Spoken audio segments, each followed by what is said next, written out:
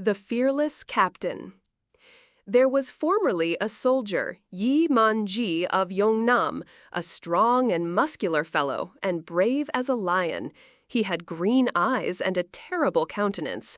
Frequently he said, "Fear, what is fear?" On a certain day when he was in his house, a sudden storm of rain came on, when there were flashes of lightning and heavy claps of thunder.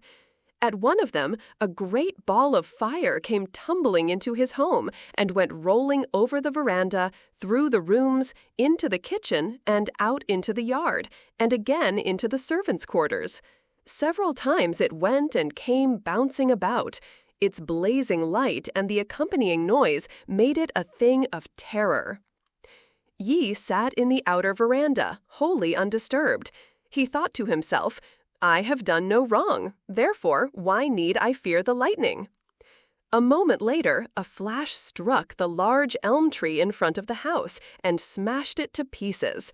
The rain then ceased, and the thunder likewise.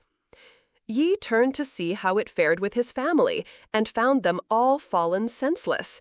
With the greatest of difficulty he had them restored to life.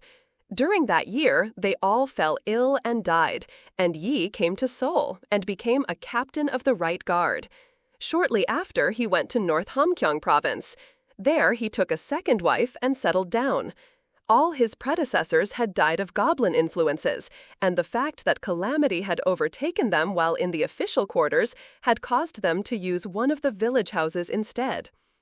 Yi, however, determined to live down all fear and go back to the old quarters, which he extensively repaired. One night, his wife was in the inner room, while he was alone in the public office, with a light burning before him.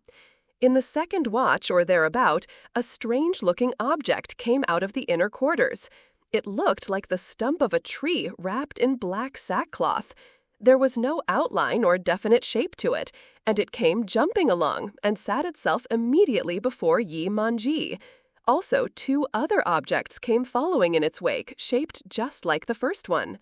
The three then sat in a row before Yi, coming little by little closer and closer to him. Yi moved away till he had backed up against the wall and could go no farther.